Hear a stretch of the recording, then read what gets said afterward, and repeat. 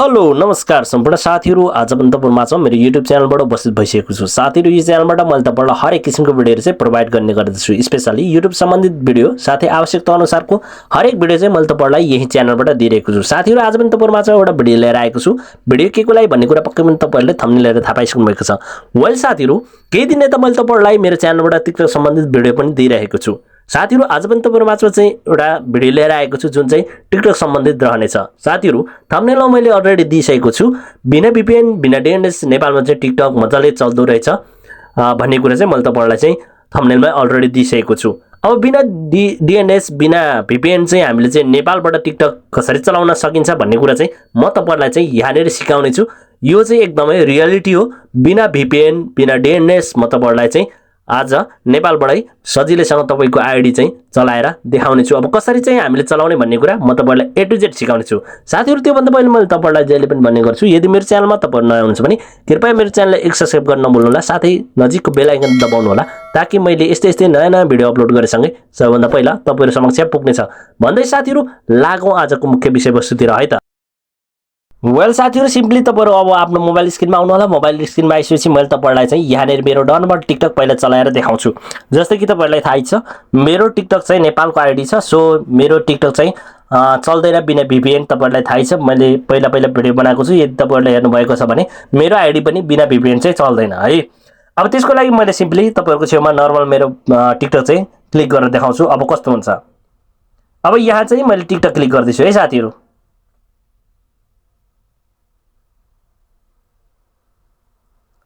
Okay साथीहरु तपाईहरुले यहाँ देख्न सक्नुहुन्छ मेरो टिकटक चाहिँ यसरी लोडिङ भइरहेको छ। यहाँ खुलेको छैन है साथीहरु। तपाईहरुले देख्न सक्नुहुन्छ।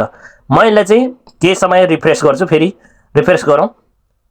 अब तपाईहरुले देख्न सक्नुहुन्छ यहाँ चाहिँ तपाईहरुले देख्नु भएको छ साथीहरु मेरो चाहिँ इन्टरनेट कनेक्सन चाहिँ एरर अथवा प्रब्लम देखाइरहेको छ है। फेरि एन्ट्री भनिरहेको छ साथीहरु। अब साथीहरु अब चाहिँ हामीले चाहिँ ट्रिक लाएर चाहिँ फेरि म तपाईहरुलाई चाहिँ देखाउने छु। जस्तो कि म ब्याक जान्छु। अब साथीहरु म ब्याक गए है त। अब साथीहरु अब चाहिँ मैले ट्रिक लगाइसकेको छु। अब चाहिँ मैले सिम्पली आफ्नो फेरि टिकटकलाई चाहिँ खोलेर देखाउँछु है त तपाईहरुलाई। अब क्लिक गरौँ हाम्रो टिकटकलाई। अब टिकटकलाई चाहिँ ओपन गरेर हेरौँ।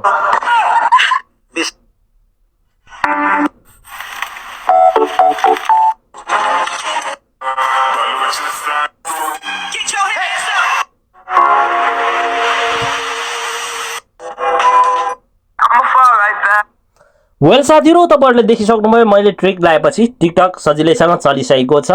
अब तपाईहरुलाई म चाहिँ अब चाहिँ सिकाउने छु कस्तो ट्रिक चाहिँ मैले लाए के गरेर चाहिँ यो टिकटक चल्यो त भन्ने कुरा चाहिँ म तपाईहरुलाई सिकाउने छु।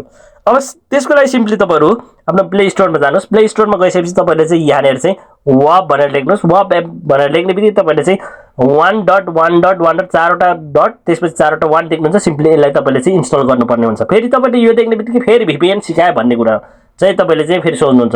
यो चाहिँ बिल्कुलै VPN होइन। किन होइन भन्ने कुरा म तपाईहरुलाई चाहिँ लास्टमा फेरि त्यो पनि प्रुफ दिनेछु है। अब साथीहरु यसलाई इन्स्टल गरिसकेपछि सिम्पली तपाईले चाहिँ यसलाई ओपन गर्नुस् है। यसलाई ओपन गर्नुस्। यसलाई ओपन गरेपछि तपाईले चाहिँ केही समय यहाँ वेट गर्नुस्। यसले टाइम लिन्छ है। अब साथीहरु सिम्पली तपाईले चाहिँ यसलाई चाहिँ कनेक्ट गरिदिनुस्। यसरी कनेक्ट गर्नेबित्तिकै तपाईको डाइरेक्ट कनेक्ट भइसक्यो माथि हैन। कनेक्ट भइसक्यो। अब चाहिँ हामीले चाहिँ सिम्पली यसलाई चाहिँ टिकटक अब क्लिक गरेर हेरौँ त मेरो टिकटक। अब जस्तै कि क्लिक गरियो भने इजिली चल्छ। यसरी नै मैले तपाईहरुको